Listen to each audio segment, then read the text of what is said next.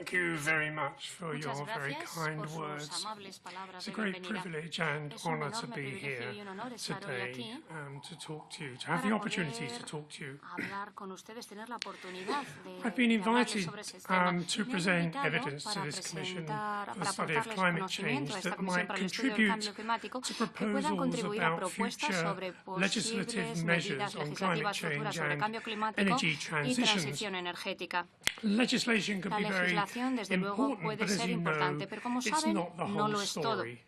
Sometimes Porque a government veces may los be more gobiernos pueden ser effective más when it efectivos cuando provides the ofrecen las conditions which condiciones encourages que and alientan enables y rather posibilitan than legislates más and que coerces. adoptar medidas legislativas How o it might and coercitivas. should do this is ¿Cómo what se I puede want hacer to esto? explore Es lo this que yo morning. quisiera analizar esta mañana.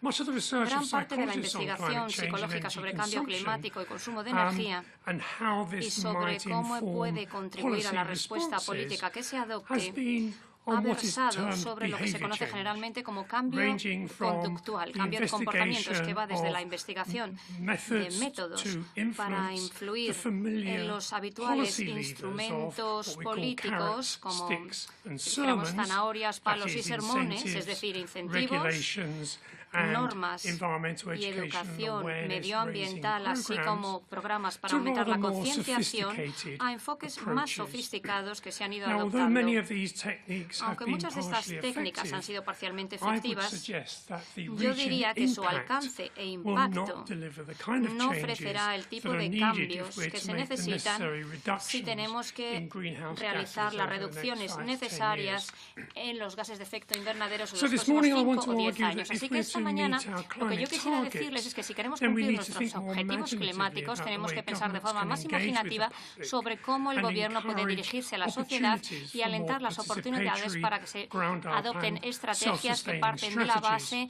y que sean sostenibles y más participativas. Muchas campañas para cambio de comportamiento comienzan asumiendo que la gente hace elecciones racionales como resultado de sopesar los costes y beneficios de unas decisiones de consumo determinadas. También se asume a menudo que informar a la gente sin más sobre las consecuencias nocivas de sus acciones conducirá a un cambio de comportamiento más proclive al medio ambiente. En otras palabras, el comportamiento nocivo es el resultado de una falta de conocimiento, pero tal y como sabemos a partir de otros ámbitos, las políticas que le dan a la gente información que redunda en su interés y que tiene intención de que vivan de forma más segura y sana, ha tenido un éxito limitado. Piensen, por ejemplo, en ámbitos como la obesidad, el tabaco o conducir demasiado rápido, consumo de alcohol.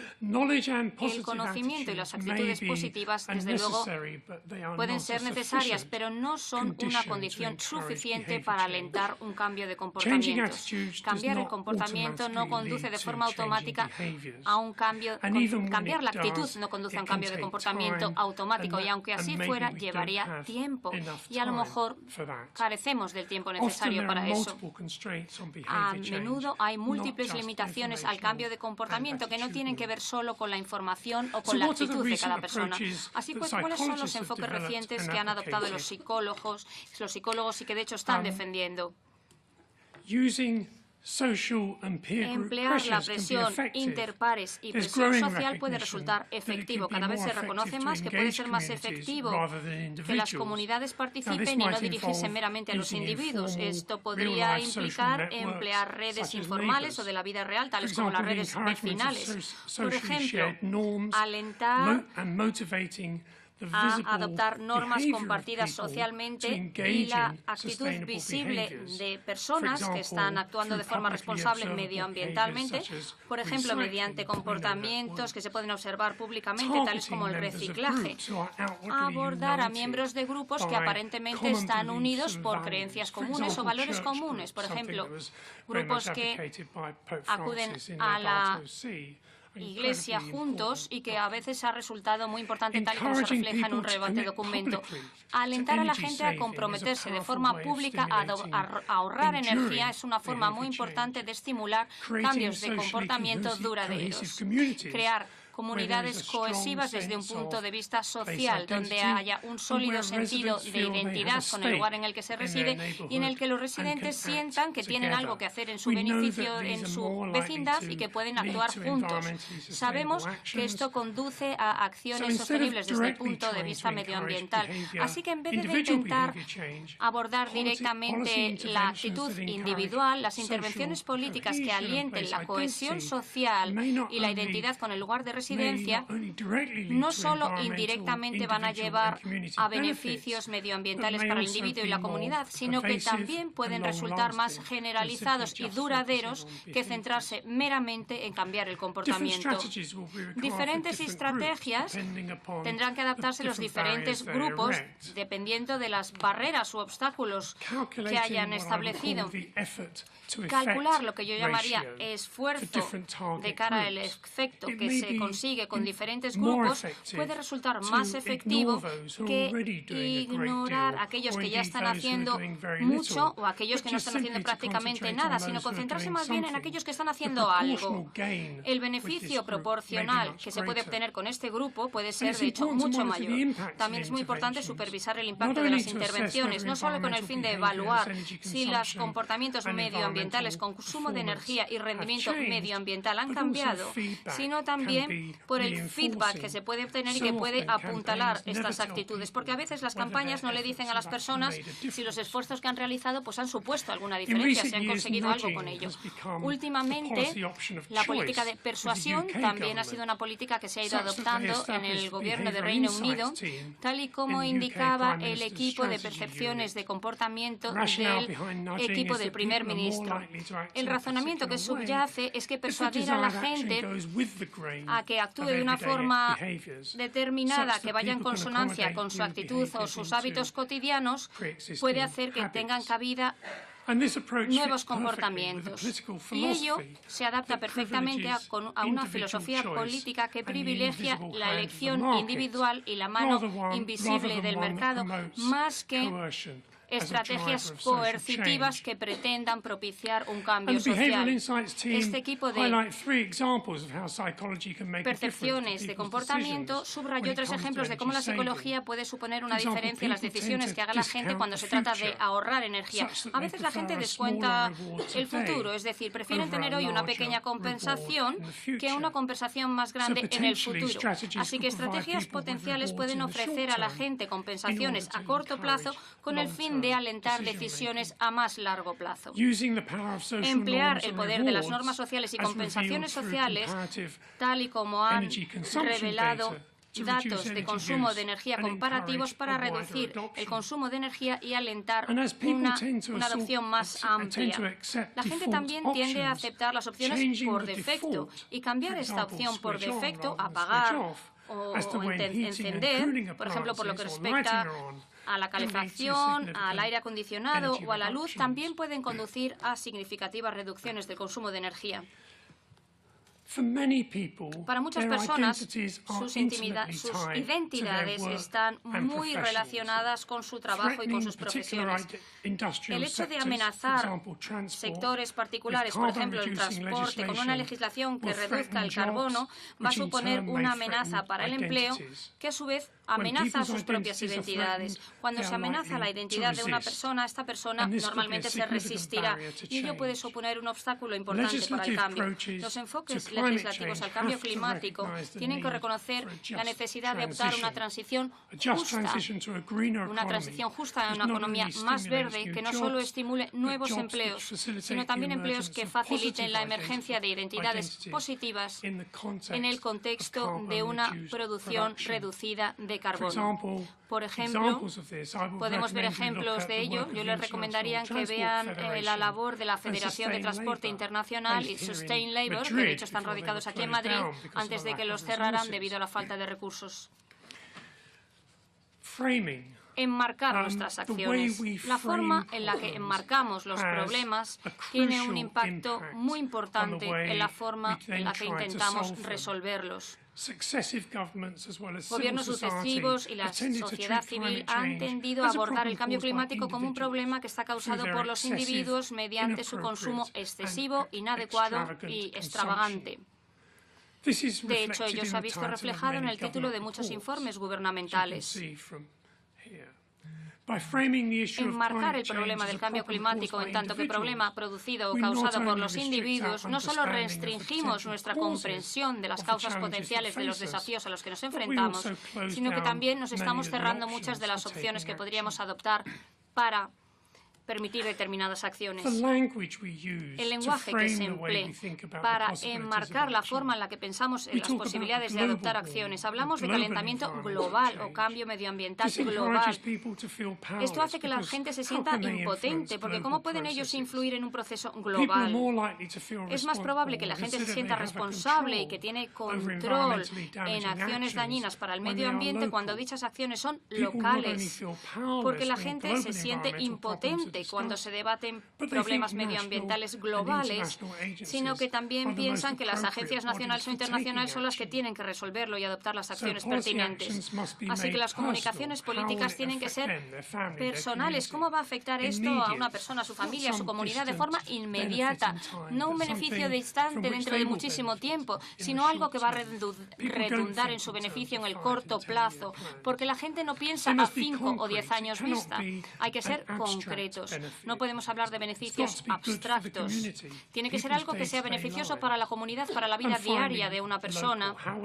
Y también centrarlo en el punto local. ¿Cómo va a afectar esto a su entorno inmediato, a su vecindad, a su localidad, a su provincia? También esto suscita el tema de dónde radica este plano global. Estamos hablando de Groenlandia o de Alaska, como veíamos en la imagen anterior, donde se están derritiendo los glaciares, en Asia o en África, donde hay tormentas, inundaciones que se están incrementando con el tiempo. ¿Está al otro lado del mundo, al otro punto del mundo, o en otro sitio, sin más? Porque si es así, no tiene sentido diferenciar entre un punto local relativamente seguro versus un entorno global amenazante. El global de otra persona es nuestro local. Y lo vemos en esta gráfica. Es una labor que realizamos nosotros, en la que le pedimos a la gente que nos dijera cuál era su preocupación con respecto al cambio climático. Le preguntamos a personas de Gran Bretaña, de Eslovaquia, de Australia, y todos pensaron que los problemas del cambio climático, cuanto más graves, como que estaban más lejos de ellos. Así que en Australia pensaban que los problemas estaban aquí y nosotros pensamos que estos problemas están en Australia. No podemos asumir que la gente es consciente de que hay un vínculo entre lo que ellos consideran problemas medioambientales globales y sus prácticas diarias locales o su estilo de vida en su plano local.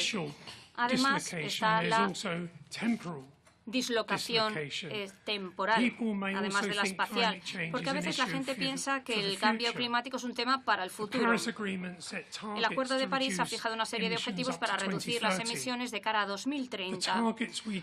Los objetivos de los que hablamos tienen poca significancia para la mayoría de la gente y para su vida diaria.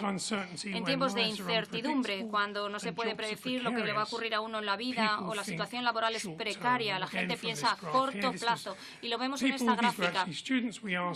Preguntamos a estudiantes de Reino Unido y de Suecia cuando un problema medioambiental global puede volverse grave. Y ellos pensaban que sería mucho más grave en el futuro, y más en el plano global y no en el plano local. Yo me he concentrado en este tipo de obstáculos o barreras al cambio porque son pertinentes para los puntos que quiero mencionar a continuación en relación con futuras medidas legislativas sobre cambio climático y transiciones energéticas. ¿Por qué cambiar el comportamiento de individuos y grupos puede ser importante? También hay que cambiar las condiciones que gobierna el comportamiento de las personas, porque la gente no siempre tiene control sobre su entorno. Si el contexto social no permite un cambio de comportamiento, da igual cuánta persuasión empleemos, campañas educativas, incentivos o labor identitaria para alentar a estas personas a reducir su consumo de energía. A veces resulta más efectivo cambiar los comportamientos trabajando no en el comportamiento como tal, sino en las condiciones sociales, económicas y medioambientales que pueden conducir a dicho comportamiento y el contexto social en el que vive cada persona. Como diría mi médico, las acciones nocivas para el medio ambiente pueden ser los síntomas que vemos de una enfermedad más crónica que tiene que ver con nuestro estilo de vida y con prácticas que damos por sentadas cada día. Muchas de estas prácticas tienen mucho que ver con la infraestructura de nuestras propias vidas y con cómo a veces somos prisioneros de las condiciones en las que vivimos. Por ejemplo, si los planificadores urbanos aprueban el desarrollo de un gran centro comercial en las afueras de la ciudad que alienta a la gente a que vaya y hacer la gran compra, que compren para 2 o 3 semanas vista, lo que requiere a su vez que utilicen sus vehículos porque no pueden llevar semejante compra a casa en un transporte público, o a lo mejor es que no tenemos transporte público, pues obviamente esto supone un problema para las políticas medioambientales que pretenden reducir las emisiones de carbono y consumo de energía, o para que les digamos que vivan vidas más activas o más sanas. Los fabricantes no solo crean productos, sino que también intentan de alguna forma crear nuestras identidades mediante los productos que deseamos y adquirimos. Por ejemplo, la decisión de conducir un 4x4 a veces tiene más que ver con el estatus, la imagen y la identidad que se supone que transmiten dichos vehículos al conductor que con la capacidad del vehículo de responder a las necesidades del individuo que lo conduzca. A veces estas necesidades tienen que ver con que el individuo piensa que al comprar esto recibe una especie de compensación o satisfacción para problemas que tenga en otra esfera de su vida. O a veces estas necesidades tienen que ver con los valores sociales, el estatus, la envidia, el consumo desaforado, que generan estas prácticas y deseos insostenibles. Otro ámbito en el que los gobiernos pueden hacer algo importante es en garantizar que los individuos, las comunidades, la industria y los gobiernos se concentran en comportamientos significativos para el medio ambiente y no en comportamientos convenientes para el medio ambiente. Por ejemplo, al centrarse en el comportamiento a la hora de comprar más que en el comportamiento a la hora de utilizar las cosas, apagar las luces no es suficiente. No vale con eso. Esto se puede lograr en un nivel macro, apoyando inversiones de capital en tecnologías renovables y que supongan una reducción del carbono. También hay que, en el nivel micro, hay que alentar a los hogares a que inviertan en sistemas de calefacción más eficientes o en sistemas de aislamiento.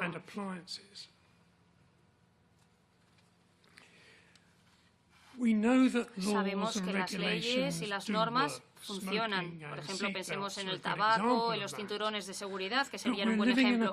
Pero vivimos en una época que está dominada por economías neoliberales, cuando las regulaciones y las restricciones adoptadas por el gobierno se están eliminando y cada vez se pide más que se minimice el papel del Estado en la vida diaria de las personas y que se fomente la elección personal. No estoy seguro de cómo podríamos equilibrar esto con la crisis a la que nos enfrentamos, una crisis en la que el cambio climático es un problema colectivo que requiere una solución colectiva y el Estado, desde luego, tiene una responsabilidad de proteger a sus ciudadanos.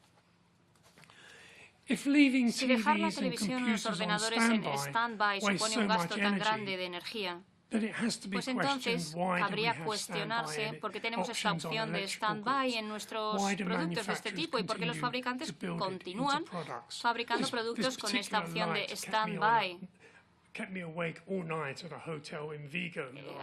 El año pasado en Vigo había una televisión que se quedó con la luz de stand-by y no pude dormir en toda la noche. El cambio de comportamiento tiene que ser parte de un paquete más exhaustivo de instrumentos que implique al producto y también al usuario. Esto puede ser un ámbito en el que el gobierno necesite emplear sus normas y también su potencial de crear un entorno que posibilite estas acciones. En nuestra investigación con una importante compañía petrolífera multinacional, concluimos que las leyes y los reglamentos a veces actúan como lo que nosotros llamaríamos como límites de permisividad, más que motores de cambio.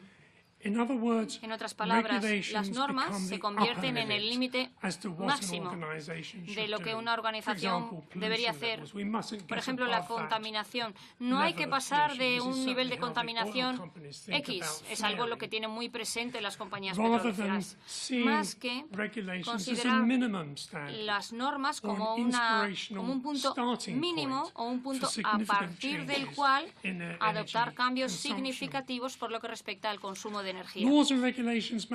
Las leyes y las normas pueden funcionar, pero a veces también se encuentran con una resistencia no anticipada. Yo tuve que ver con la aplicación de un sistema de recogida de residuos totalmente diferente en Surrey.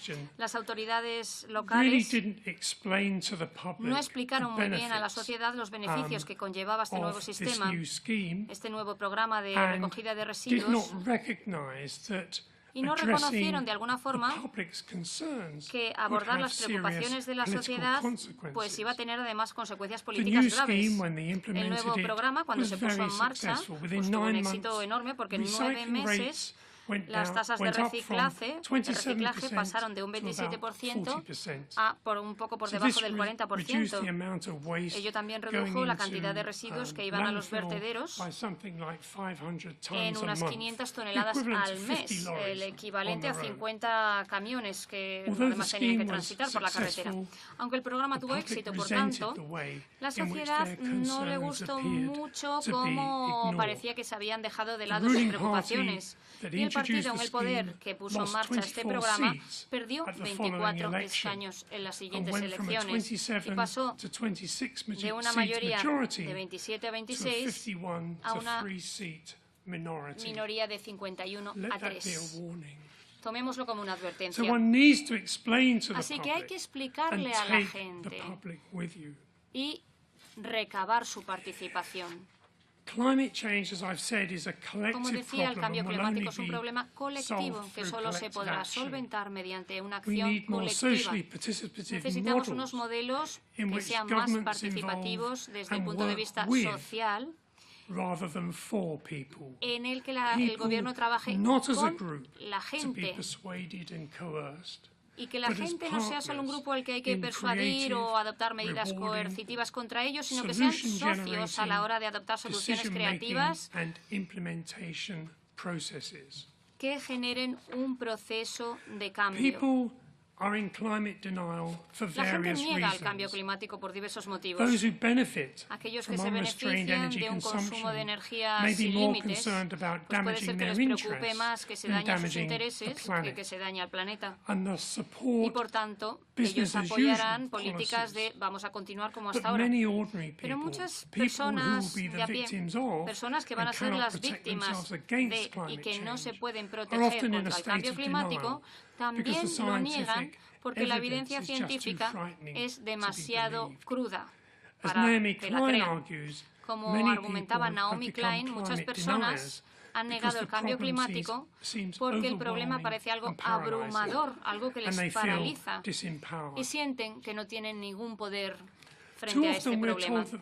Muy a menudo se nos dice que las soluciones al cambio climático tienen que ver con renunciar a cosas, pero es que esto es un mensaje negativo. Y los mensajes negativos es mucho más probable que fracasen. Sabemos a partir de las investigaciones psicológicas que a la gente le cuesta más asumir una pérdida que valorar una ganancia. Muy a menudo las campañas orientadas al cambio de comportamiento dan la impresión de que si ponemos el medio ambiente en primer plano, nos estamos poniendo a nosotros en segundo plano. Es decir, que los beneficios medioambientales a nivel colectivo van a requerir un sacrificio en la forma de vida de una persona, en su felicidad o en la imagen que ellos tengan de una buena vida.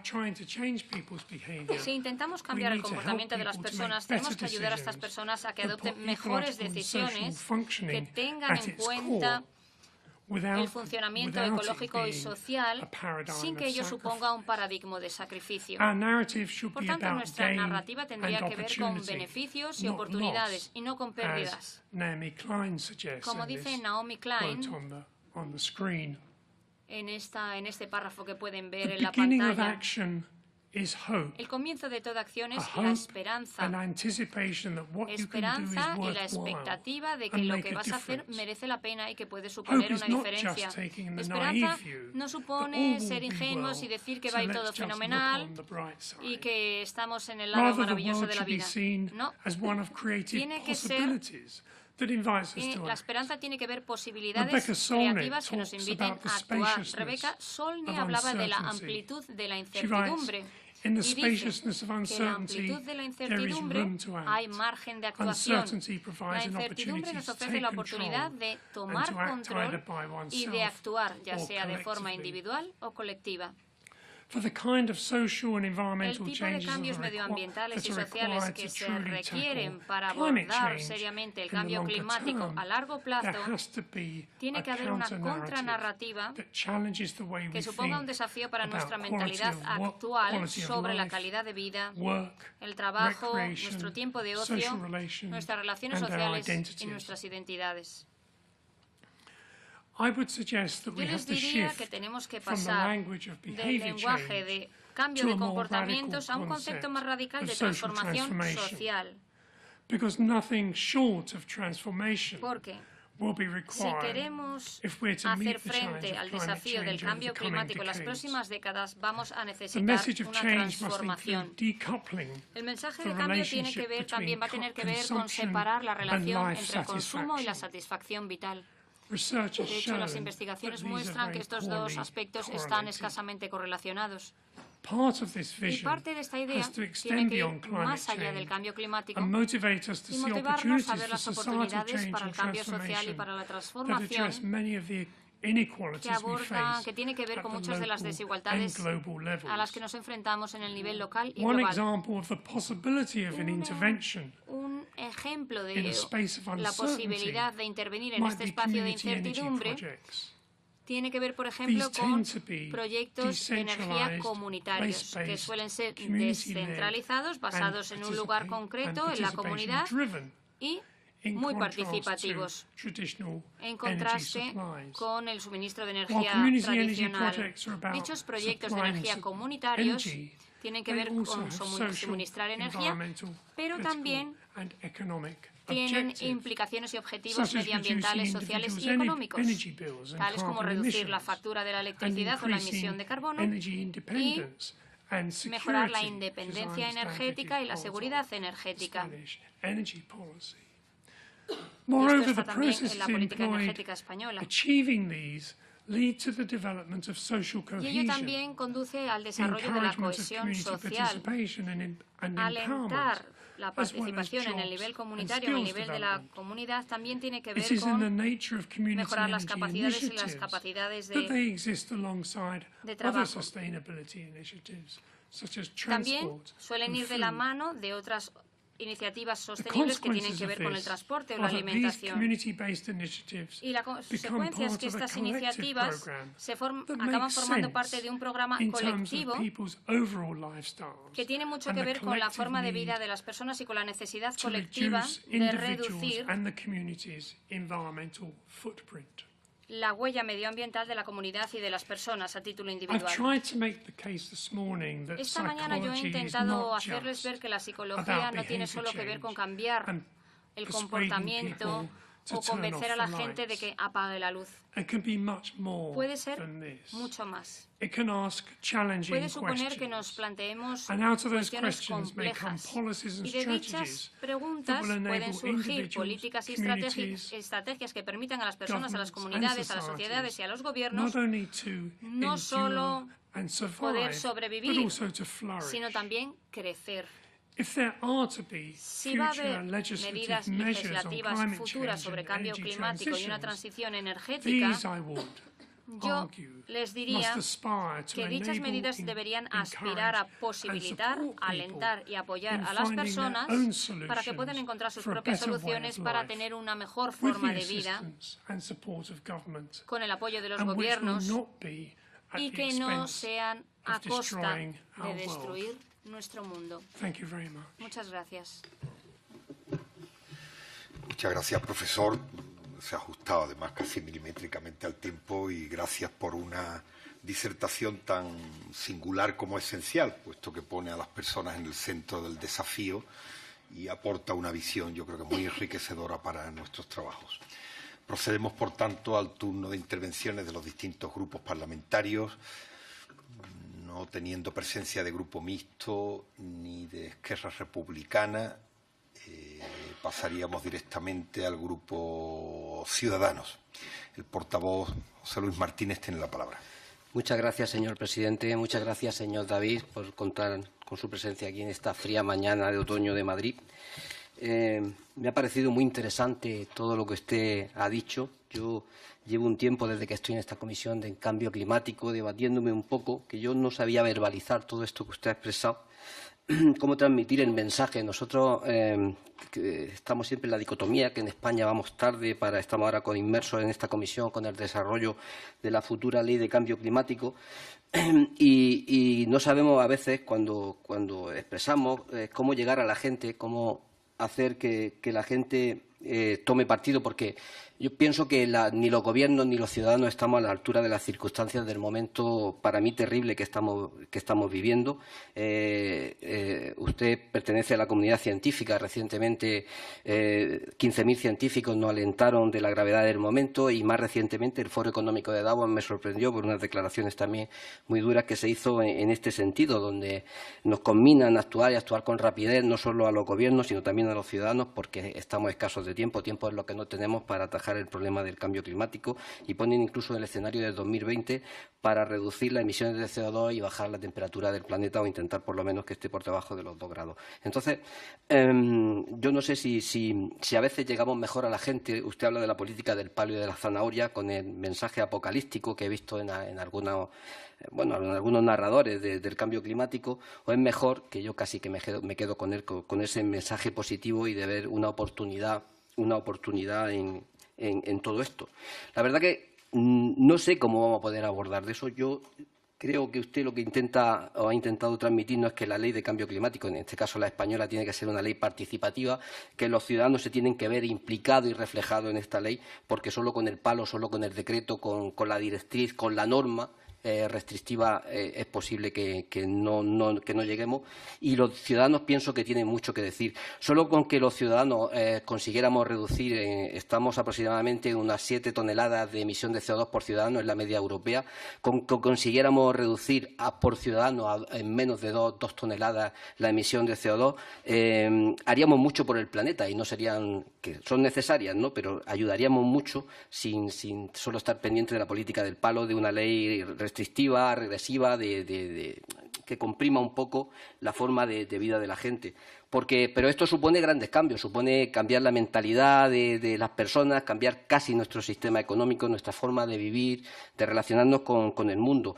Pues tendríamos que cambiar la dieta, como usted apunta, tendríamos que cambiar la alimentación, tendríamos que plantearnos el número de hijos que tienen las familias, porque estamos en un escenario que vamos a llegar casi a las 9.000 millones de personas en el mundo. Por supuesto, coger menos los coches, coger menos los aviones, no sé, un cambio brutal de vida. Y yo no sé, porque incluso con mi amigo en el mundo donde yo me muevo, veo gente que está muy sensibilizada con el cambio climático y intentan llevar una vida, bueno, con estos pequeños gestos, como usted decía, con lo del stand-by o con la calefacción, pero luego llega el Black Friday, se vuelven locos y se ponen a consumir cosas que incluso no necesitan. Entonces, no sé si vamos en el camino adecuado. Y no sé todo esto cómo podemos plasmarlo en una ley de cambio climático. A mí todo esto, la verdad, que me preocupa profundamente, y creo que a mis compañeros también. Y me gustaría un poco que me explicara, desde el punto de vista, ustedes en el Reino Unido creo que ya tienen una ley de cambio climático, tienen algo al respecto, y cómo es la experiencia en su país, qué medidas se están llevando a cabo, qué se está haciendo en este aspecto. Muchas gracias. Gracias a usted, señoría. A continuación tomaría la palabra la portavoz del Grupo Unidos Podemos. Buenos días, casi ya buenas tardes, señor Ser. Gracias por su exposición. Desde luego creo que es vital la cuestión tanto de la psicología social como, yo me atrevería a decir, de la antropología. Y ahí también me gustaría conocer su opinión de las aportaciones que se puede hacer desde la antropología a la modificación de conductas para entender mejor cómo funcionamos los seres humanos. Desde luego, partimos del contexto en el que vivimos, en un mundo liberal, en el sentido estricto de la palabra, en el que tanto el éxito y el fracaso de las personas se basan en sus elecciones individuales. Por lo tanto, parece consecuente que planteemos que las soluciones pasan por la modificación de los comportamientos individuales. Pero el reto, como usted dice, es tan grande a nivel colectivo que quizá la suma de acciones individuales no sea suficiente. Pero al igual que hemos visto en la crisis que muchos de los fracasos personales no eran fracasos personales, sino eran fracasos colectivos a la hora de encontrar vivienda, trabajo, desempleo, etcétera, creo que en el cambio climático, en el cambio en la transformación económica, no debemos dejar recaer toda la responsabilidad sobre los ciudadanos, sino, como muy bien ha dicho, hay que cambiar las condiciones estructurales. ¿Y cuáles son esas condiciones estructurales? Pues tenemos un sistema económico que necesita depredar tanto a la naturaleza como a las personas para que pueda funcionar, ¿no? Ese famoso triángulo en el que estamos todas las personas metidas: producción, consumo, trabajo, y del que no podemos salirnos. Por otra parte, centrando la política, la acción en los comportamientos, pues nos encontramos lo que ha explicado usted muy bien que ha pasado en el condado de Surrey, el tema de los residuos, y que también lo hemos vivido aquí en España, concretamente en Guipúzcoa. Todo el intento que se hizo de cambiar la manera en que se recogían los residuos acabó con el Gobierno. ¿Por qué? ¿Por qué no se explicó? Porque a la gente no le gusta que las instituciones legislen sobre su vida privada. Y decir que ellos tenían que comprar pescado el martes porque era el día que se recogía el orgánico, lo consideraban una intromisión demasiado grande. Pero, por otra parte, es verdad que si prácticas sociales, culturales, son lesivas para el colectivo, para los derechos, las instituciones tienen la obligación de acelerar ese cambio social y no dejar que venga por sí solo.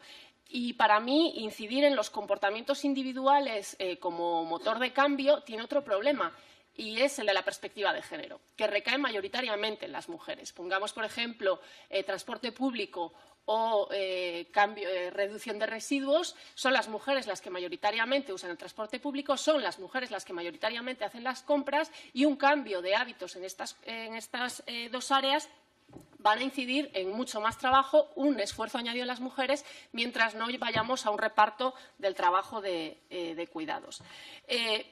Además, la segunda derivada del comportamiento individual es que en nuestros países del norte seremos muy verdes, muy limpios, seremos todos muy cívicos, pero si no cambiamos la estructura estaremos en los países del sur, seguiremos contaminando, seguiremos expoliando recursos naturales, con lo cual o nos vamos a un cambio de estructuras mucho más profundas o que nos quedaremos en la superficie pero con la conciencia muy limpia. Me parece muy interesante lo que ha hablado sobre la identidad, porque yo creo que la identidad es una de las cuestiones claves en la política del siglo XXI, y ahí quisiera preguntarle su opinión respecto a la identidad ecologista o ambiental. Si usted cree que es posible en los países desarrollados que las personas lleguemos a construir de una manera mayoritaria, transversal, general, la identidad ecologista y ambiental como motor del cambio, ¿no? Cómo las identidades que se suelen construir el ellos frente al nosotros, cómo podríamos generar esta identidad, porque muchas veces además choca con otras identidades. Por ejemplo, la identidad nacional. En el caso de Estados Unidos es muy evidente.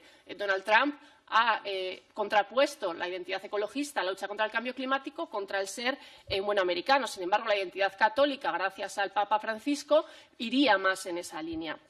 Bueno, ¿cómo conjugar la identidad ecologista ambiental con las identidades ya existentes? Pero para mí el problema es que nos movemos en un mundo en el que lo que marca la identidad es que somos personas consumidoras. Lo que usted hablaba del estatus, lo que podemos comprar, estamos en una sociedad del tener y no del ser. Y desde ahí los gobiernos, las instituciones sí que tienen mucho que hacer. Es decir, priorizando políticas y áreas en las que pongamos el ser de las personas, la educación, el bienestar, la cultura, y no el tener, la producción, la industria, las cuestiones económicas. Y, por último, preguntas más concretas sobre el marco y la narrativa, ¿no? Lo que comentaba el compañero de los mensajes catastróficos. Yo tengo una duda siempre respecto a la manera, por bajarlo a tierra, a la manera en la que se ilustran, por ejemplo, las noticias de cambio climático. Siempre ponemos osos polares, chimeneas, sumas, como que deshumanizamos el cambio climático y sus efectos.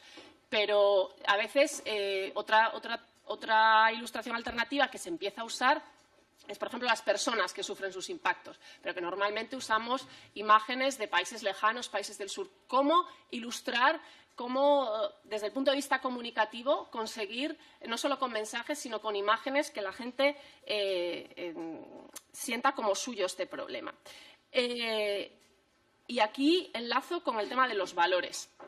Pero yo creo que es uno de los retos de la comunicación del cambio climático, es enlazar qué valores queremos poner como sociedad, y no solo que esa transformación sea social, porque ahí sí que tienen que ver los valores, sino también económica. En definitiva, que si decidimos como sociedad qué valores queremos poner en el centro, lo que tocará será transformar, no solo social, sino económicamente, toda nuestra sociedad. Y como valores e identidad están muy relacionados, pues ahí le dejo mi pregunta. Muchas gracias, señora Martínez Rodríguez. A continuación toma la palabra el señor García Mira en nombre del Grupo Parlamentario Socialista.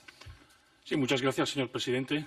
Thank you very much, Professor David Asel, for coming to this commission and for making a stop in your academic life and to spend this time with us, this very precious time for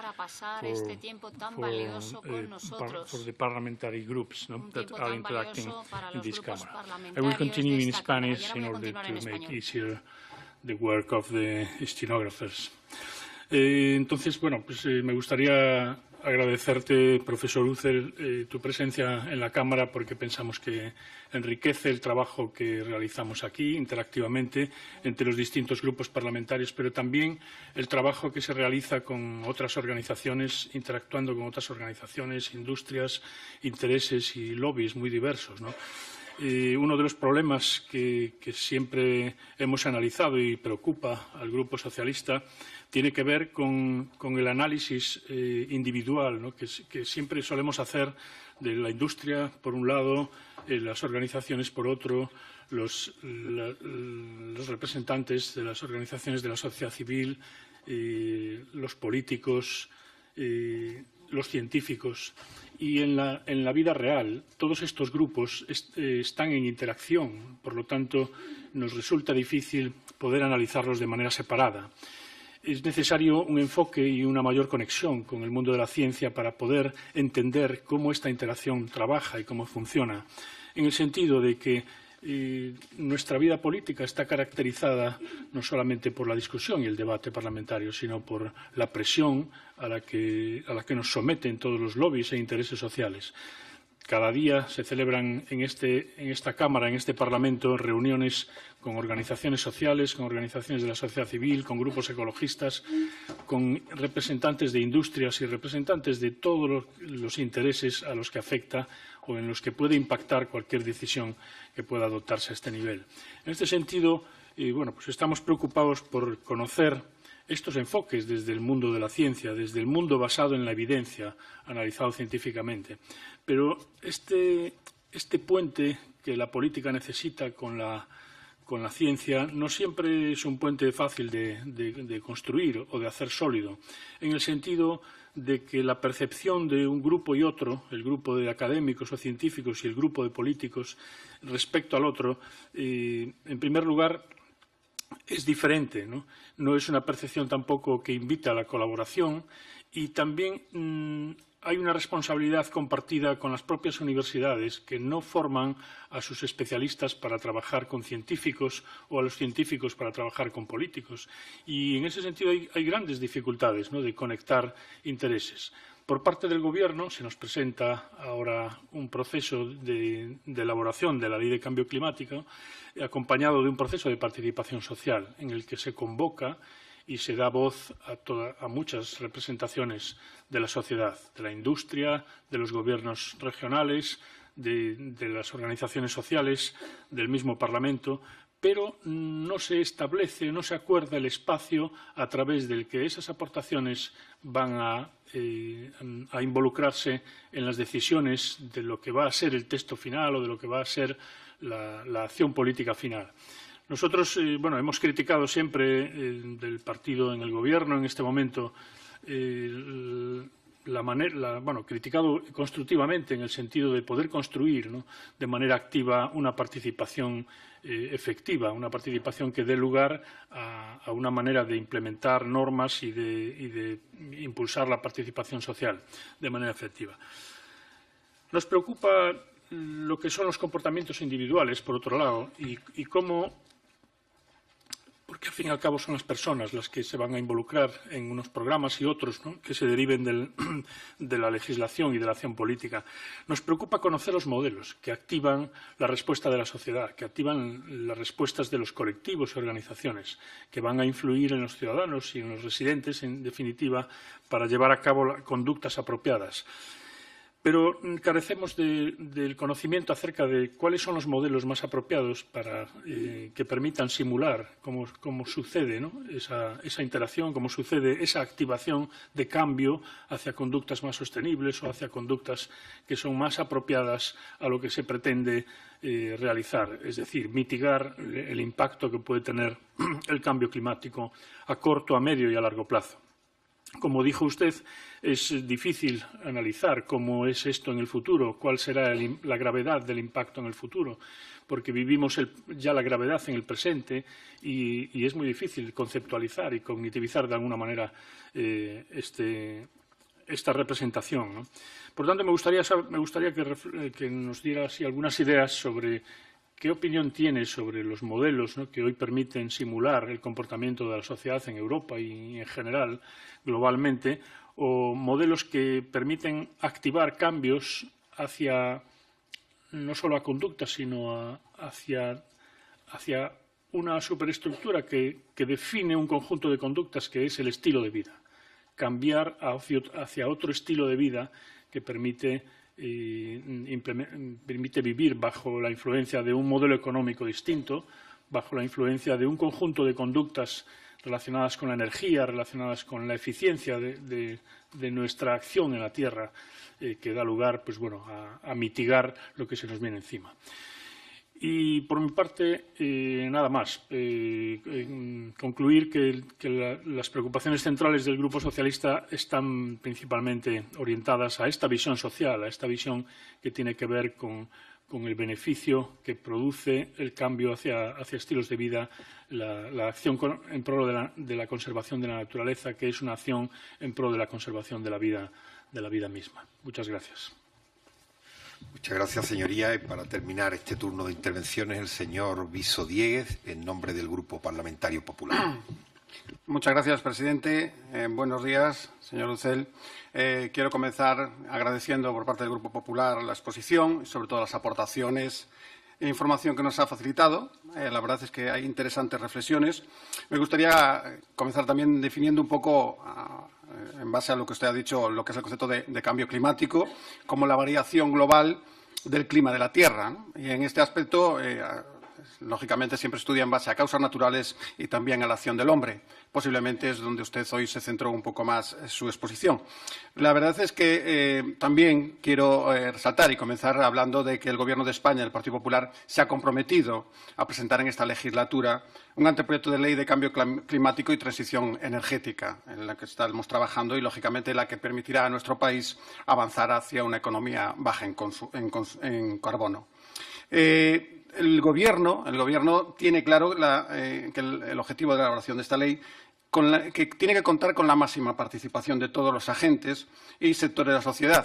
Aquí compartimos un poco con el Partido Socialista esta precisión, pero también tengo que aclarar que en esta participación, lo cual mi compañero dudaba un poco de la utilización de esta participación, tenemos que decir que las casi 400 aportaciones que ahora mismo tiene el Ministerio sobre la mesa son las que darán una visión global, por decir de una manera también, donde todos los agentes pueden de alguna manera aportar su visión para esta nueva ley. Por lo tanto, aquí hablamos de participación, algo que usted también comentaba en su exposición. Y también, por supuesto, algo en lo cual nuestro Gobierno tiene claro que esta participación en futura ley y en la futura cumplimiento de esta ley tiene que ser por una participación público-privada.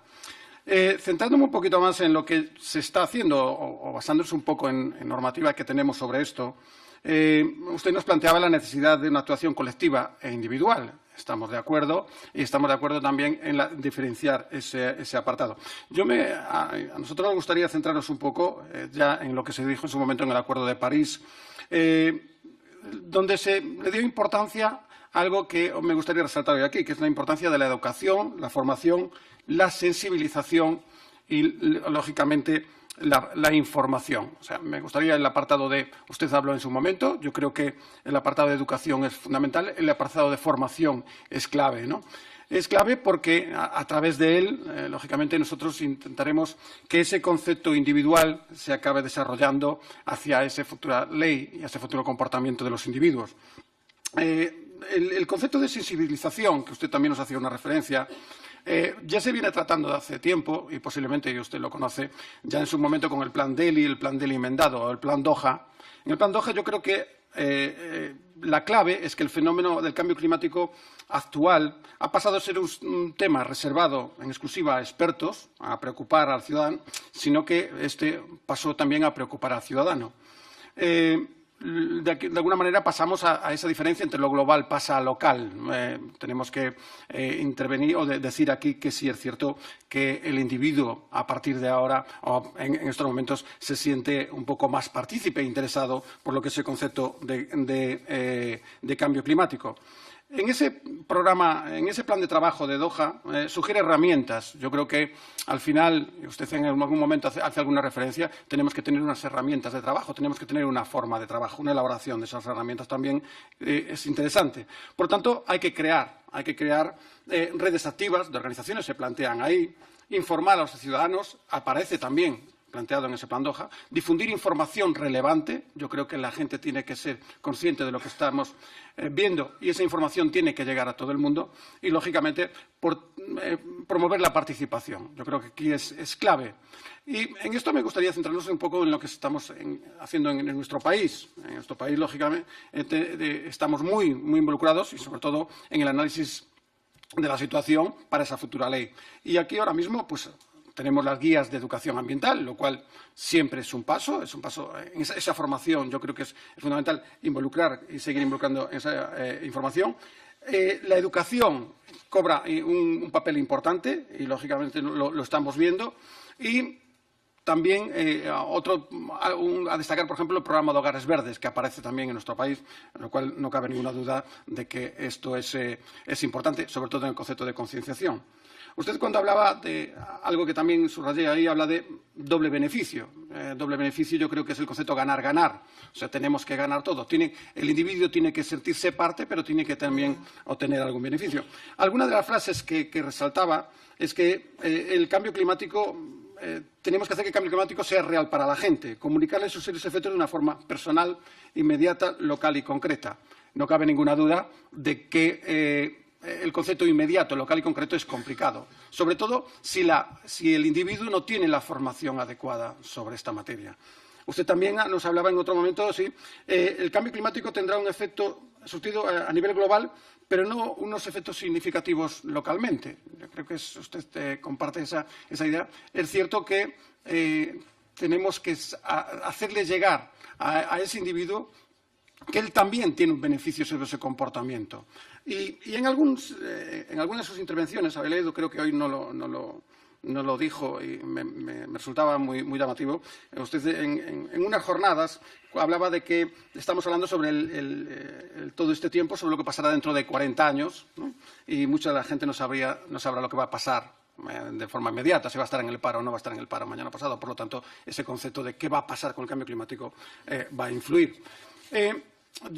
Todo esto no cabe ninguna duda de que nos lleva a que la gente tiene que ver el cambio climático como un beneficio, pero también es cierto que si tenemos que analizar o tenemos que ver, o usted posiblemente nos haga alguna referencia, si la gente está dispuesta a hacer un esfuerzo en su cambio de estilo de vida. O sea, si la gente tendrá que dejar de hacer cosas.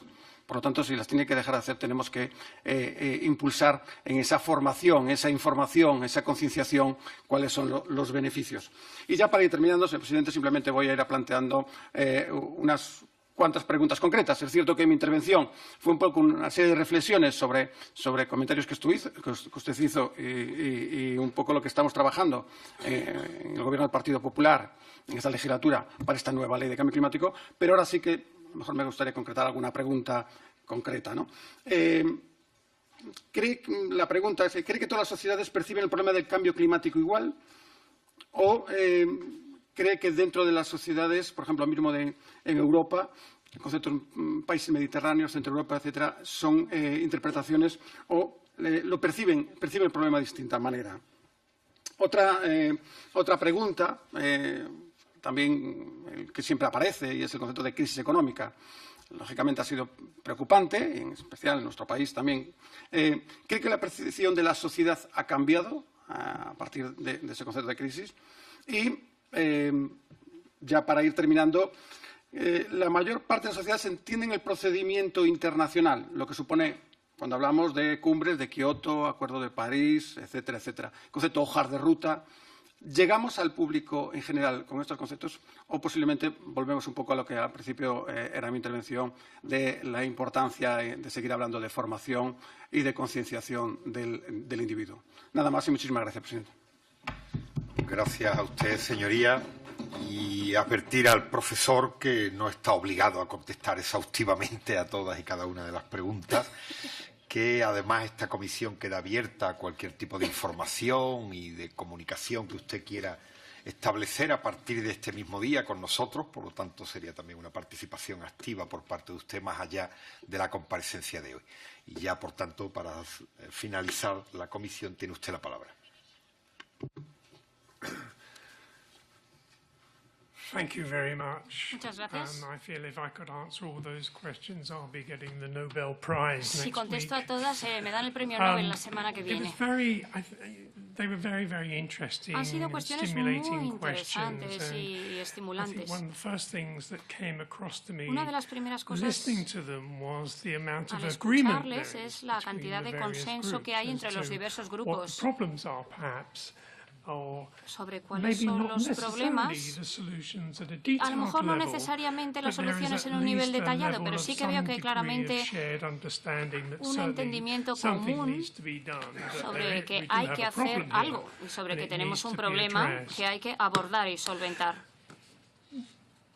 Where do I start? I'm going to start ¿Por with dónde comienzo? Voy a comenzar, si les parece, con la some of the last última, points that were being made. los últimos puntos que se han suscitado. So there's a lot of emphasis there on Se ha raising subrayado awareness mucho and el training, tema and de I think aumentar la that's sensibilización very y la important. formación. Creo que desde luego es extremadamente In relevante. the context of raising awareness, En el I contexto think de la there has sensibilización been y a de aumentar la change sensibilización, since creo the que se ha crisis. producido un For cambio desde la example, crisis. I think it was Por ejemplo, I think it was a pity that the creo que crisis fue una pena of que la crisis 2008 wasn't de actually capitalized 2008 upon better by no those se involved with climate change to see this aprovechó as a real mejor opportunity to get como una people to oportunidad think por la about gente implicada en cambio future climático and para que la how gente we pudiera might pensar de cara al recover and futuro how we y en might cómo podríamos take economies recuperarnos forward y in hacer a que more las economías sustainable avancen way de forma rather más than how can we sostenible, recover más que centrarse so that they únicamente en are cómo like nos they were recuperamos. before, but hopefully get better.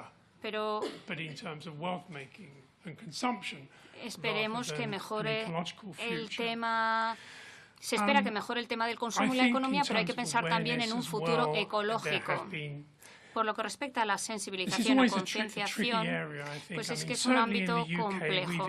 En Reino Unido hemos sufrido inundaciones graves en los últimos años. También sé que hay un problema de desertificación en España.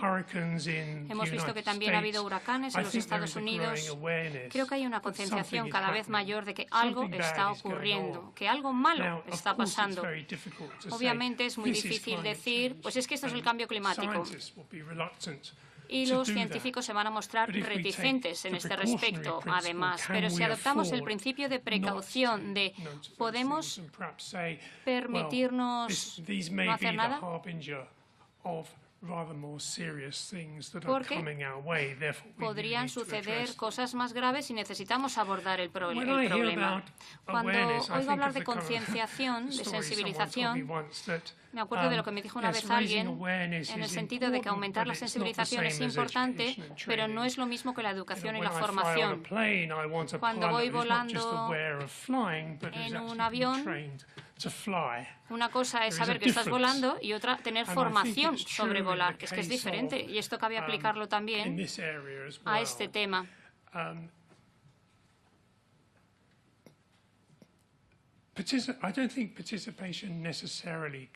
No creo que la participación venga de forma natural a la gente. Esto de forma natural también es un término peliagudo. No vivimos en sociedades necesariamente que son de forma natural participativas por lo que respecta a la adopción de decisiones o a la formulación de políticas o legislación. John Stuart Mill, hace cierto tiempo, hace siglo y medio, hablaba de que la gente no nada o monta a caballo sin más, es que tienen que aprender. Tienen que aprender a hacerlo. Tienen que aprender a ir en bicicleta. Pues lo mismo ocurre con la participación. La gente tiene que aprender cómo participar.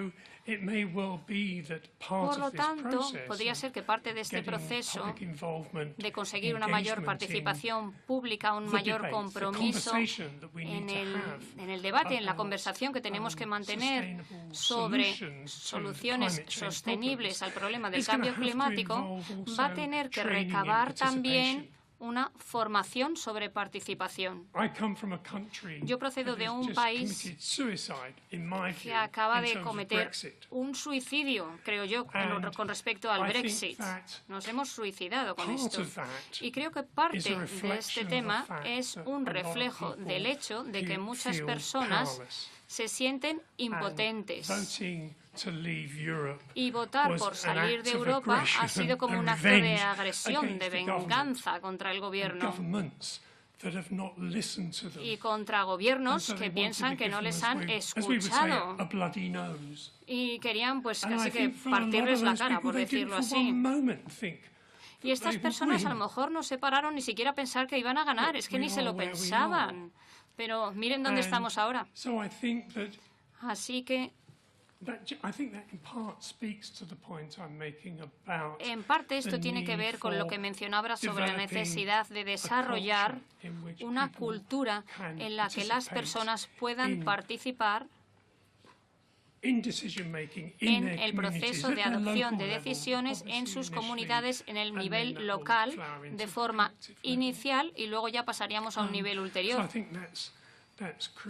Y creo que esto es crucial, de hecho.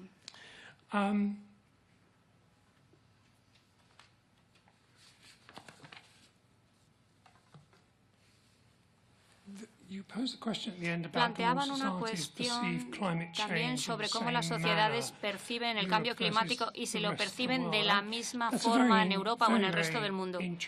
Pues es que es una pregunta muy interesante, desde luego. Creo que las evidencias psicológicas muestran que incluso en el seno de las propias sociedades hay grupos que no ven el cambio climático de la misma manera dentro de una misma sociedad. Hay evidencias muy interesantes, procedentes de hecho de los Estados Unidos en concreto, donde hay una gama de personas que va desde los que niegan el cambio climático a los que están extremadamente preocupados por el cambio climático. Pero no solo eso. Esto no solo tiene que ver con su posición política, también tiene que ver con el tipo de acciones que estas personas creen que resultan aceptables y que creen que deberían implementarse. Así que es muy interesante este tema. La otra forma en la que yo le respondería a su cuestión es que cuando hablamos del cambio climático y hablamos de las diferencias en un país o entre países, tal vez una de las formas en las que hablamos a veces de un norte global y de un sur global, y hay enormes diferencias. Sabemos que hay islas en el Pacífico que tienen una situación diferente, pero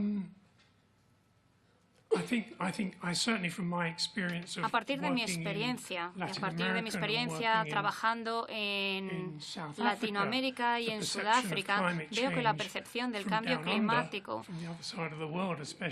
en la otra punta del mundo o en el sur global es muy diferente, sobre todo por lo que respecta a las causas, sin lugar a dudas. Y, de hecho, si examinamos la investigación que se ha realizado con respecto a las causas y al impacto del cambio climático, veremos que gran parte de las causas del cambio climático proceden del norte global y es el sur global el que está percibiendo sus consecuencias y el que está percibiendo sus efectos nocivos, y hay gran evidencia al respecto. Y no se trata solo al medio ambiente, sino también de la sanidad y de muchos otros ámbitos.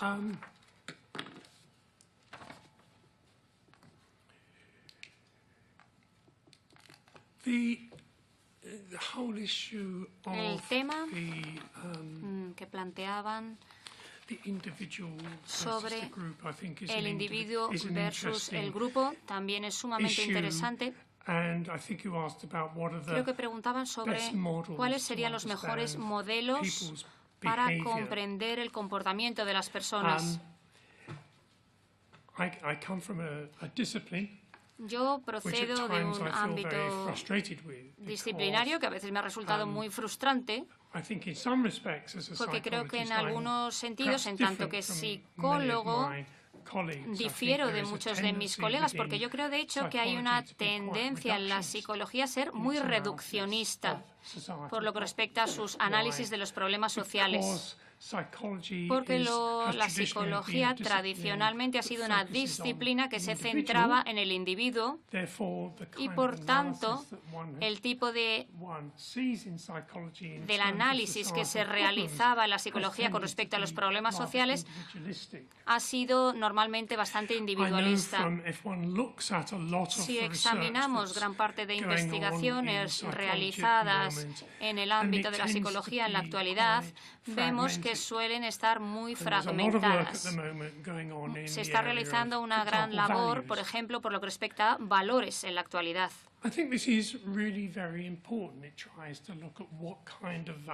Tenemos que ver, de hecho, qué tipo de valores tienen las personas. Las personas a las que le preocupa el cambio climático, ¿qué valores tienen frente a aquellas personas a las que no les suscita ninguna preocupación? El problema con este tipo de perspectiva, entonces, ¿qué hacemos con la información? ¿Cómo cambiamos los valores de las personas? ¿Cómo cambiamos los valores de las personas con respecto a muchos otros ámbitos, como por ejemplo las políticas públicas? Esto también tiene que ver con otro tema, un tema interesante e importante para esta comisión y que también suscita preocupaciones para los gobiernos, y es la relación entre la comunidad científica y los demás. ¿Cómo se interrelacionan? ¿Cómo se hablan estos dos grupos, los políticos y la comunidad científica?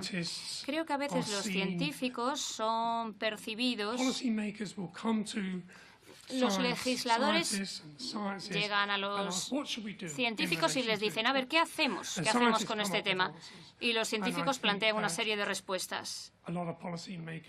Y muchos legisladores, de hecho, creen que los científicos tal vez son un poco ingenuos por lo que respecta a su entendimiento de los problemas a los que se tienen que enfrentar los políticos, porque piensan que estos problemas, de hecho, son mucho más complejos que lo que piensan los científicos, y que el enfoque de los científicos es un enfoque que fragmenta los problemas, los fragmenta en piezas más pequeñitas para poder abordarlos, porque creen que así es más científico, así es como funciona la comunidad científica.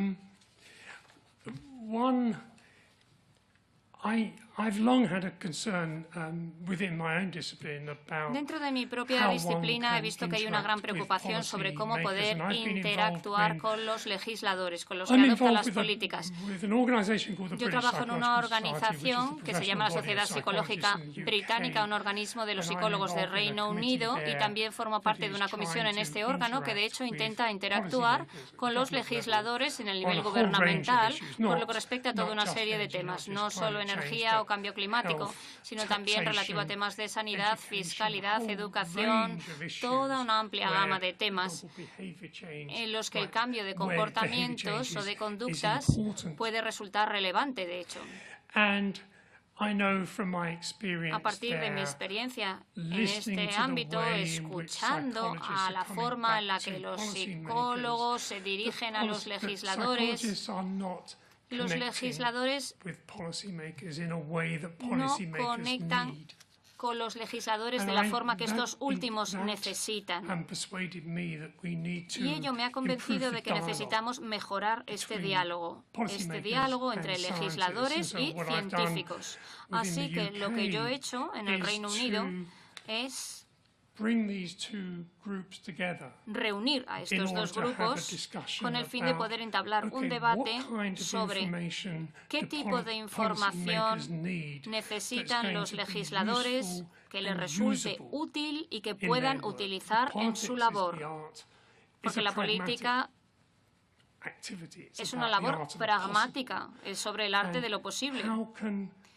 ¿Y cómo pueden los expertos, los académicos, los científicos, los psicólogos dirigirse a ellos, a hablarles, ofrecerles el tipo de información, el tipo de respuestas que requieren los legisladores?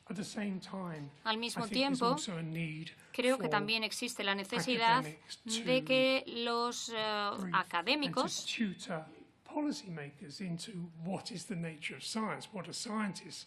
expliquen a los legisladores ¿qué es lo que pretenden hacer los científicos? Es una interacción que va por una doble vertiente, por tanto. Pero creo que, de hecho, esto es algo que deberían analizar todos los gobiernos. Y deberían analizarlos con el fin de que los académicos, los científicos, los legisladores puedan hablar entre ellos de forma más informativa y que los científicos puedan ofrecer el tipo de análisis o información que requieren los legisladores. ¿Vamos bien de tiempo? Sí, un poco más de tiempo tiene. 5 o 10 minutos. If you want. Bueno, pues voy a decir alguna cosa más brevemente, si me lo permiten. Se ha suscitado también el tema de las imágenes que se emplean para informar sobre el cambio climático. Y si esto deshumaniza el efecto del cambio climático, estas imágenes que se emplean. Naomi Klein habla también del tema de los osos polares. Cada vez que hablamos de cambio climático, vemos imágenes de los osos polares flotando en unos trozos de hielo. Lo que hace esto es disociar el problema del tipo de efecto que está teniendo. Obviamente que los osos polares son importantes, pero es que estamos hablando entonces de algo que está ocurriendo muy lejos, esa es la imagen que damos, y que no afecta a la vida cotidiana de las personas.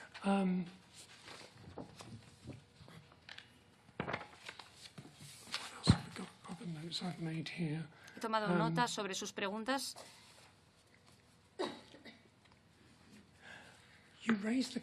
También planteaban un tema muy interesante, una pregunta sobre género, de hecho.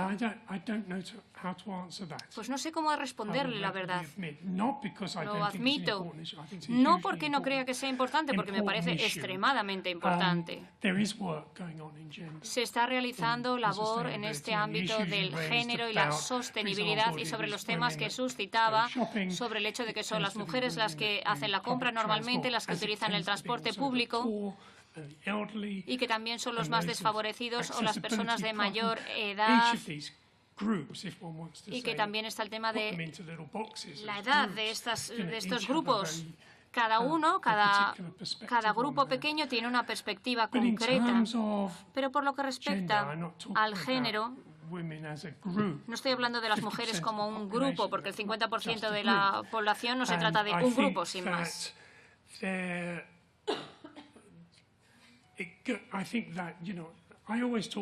Yo siempre digo que tenemos que, a la hora de abordar los problemas,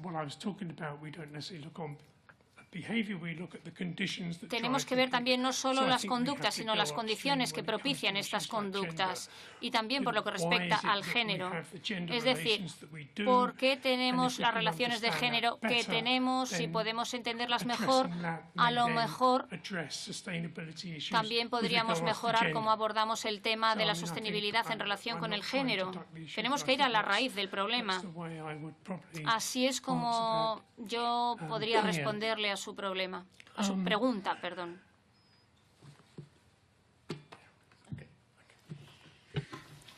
Muchísimas gracias, profesor. Ha sido un placer y quiero terminar agradeciendo también al equipo de traducción la encomiable labor de esta mañana aquí en Madrid.